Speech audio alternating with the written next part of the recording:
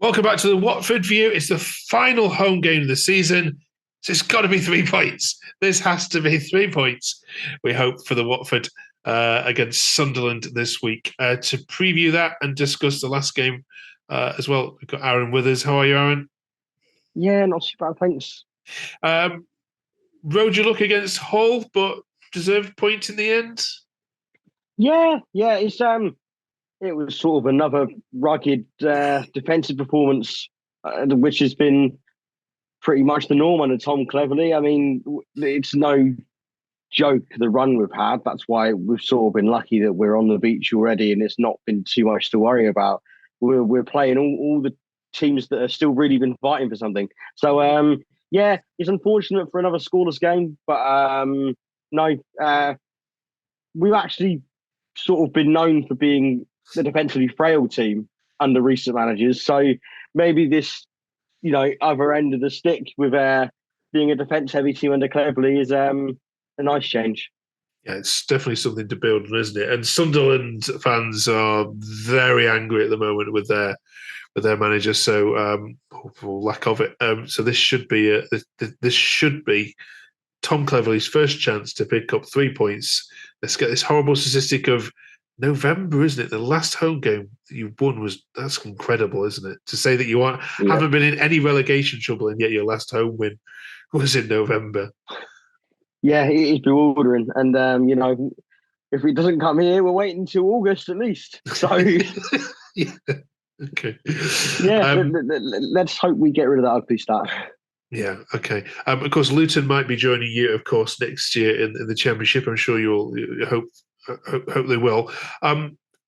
Managerial decisions. Last time I'm going to ask you about this one. You've always said on this channel that he should be in with a shot. He should be in the conversation. Should he get the job now? You've seen enough. Yeah, I think he can have the job. It's going to be interesting if he does get it, how they'll go about recruitment. I think if they are going to give it to him, he needs to be told straight away and be allowed to go away for his holidays or whatever and have in his mind what he wants to do next season. So whether they do end up hiring him or not, I'd be quite happy if they did. But it needs to be as soon as that final game, the curtains are drawn on this season, the decision has to be made within the week, in my opinion, and get ready to start when they all come back in July to really go for it. All right, good. And then any ideas of the strikers that you might want to sign? Have you we've been listening to the transfer rumours? We've not had much as in the way of rumours so far. I know some accounts are actually saying that the head coach is practically finalised, which is sort of leading us to think it probably is Cleverley then, and that they are already working on deals now. So, I mean, if there's any truth to that, it is promising. I'd like to think we might try and shop closer to home, maybe look in League One. You've got some great players there. I mean, unfortunately, some of them will be in the teams coming up, so they'd be hard to prize away. I know I really like the guy at Portsmouth, but obviously they've just gone off as champions. So, yeah, I'd like to see us try and shop in the country and try and bring some homegrown talent in, maybe. Okay. All right. This is the last home game then of the season, so we are looking back at Watford's season at home, if you allow us to. What's been your favourite home game this year? My favourite home was probably the Norwich one, the 3-2 after we'd gone 2-0 down.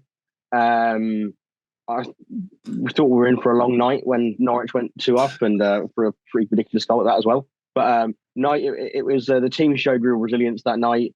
It was sort of one that felt kind of special under the lights, and that was definitely our best home win of the season. Right, great. The average attendance at Vicarage Road is on par with last year, slightly down at 18,919. But I think away from home, Watford have always been well travelled. I think this year, certainly, I'm noticing that there seems to be a large contingent that certainly follow them away from home. And actually, some of the better results have come away from home. Yeah, If we think about Preston, do you think that with the football that's been on show the last couple of games, that is it going to do much for season ticket sales, or do they need to just show something in the last couple of games just to kind of say, look, we defensively we're sound? Well, people don't pay money to come and watch people defend, do they? They want to see some attacking football as well, which I haven't seen too much of under Cleverley, I don't think. That's absolutely true. But I think as Watford fans, I think many is not the style of play. It's being behind the people, being behind the players and the manager. I think in Tom Cleverley, having someone that's so affiliated to Watford has dragged people to watch. So some of those away games, I was like, I'm not going to bother booking a ticket if we carry on how we are.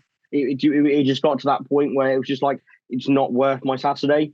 When Cleverley was appointed and we saw the performance against Leeds and stuff like that, it was like, oh, do you know what?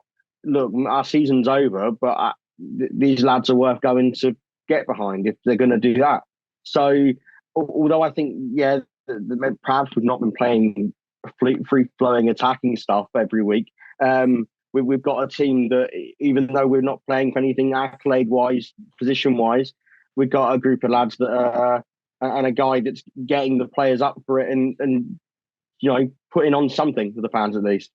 Okay, all right, good. What's been your lowest point at home, just to flip that on its head? There's been some horrible home games. I remember obviously Coventry being the game that ended up getting Val sacked. So I was pretty deflated after that one. Bristol City, Boxing Day.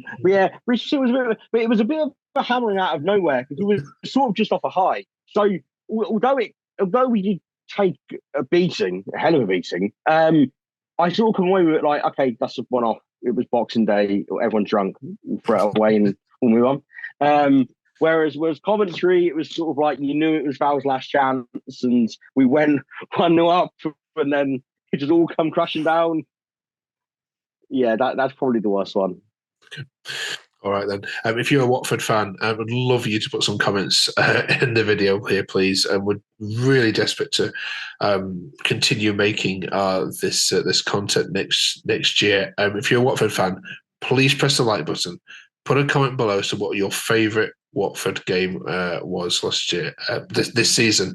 Next week, we're going to be, of course, walking the final away game with you, Aaron, as you head off on the coach on your travels for the final time of the season. So join us for that one. And thank you for all the commentary you've given us on Watford's home games this season. There hasn't been much for you to get excited about, and which pretty smiles, but you've always done it with a smile on your face. So thank you so much. I really appreciate it from all the Toast Talk team here. And yeah, thank you for watching the Watford View. We're going to be talking next week about the final away game, and we'll see you then. Thank you very much. Cheers.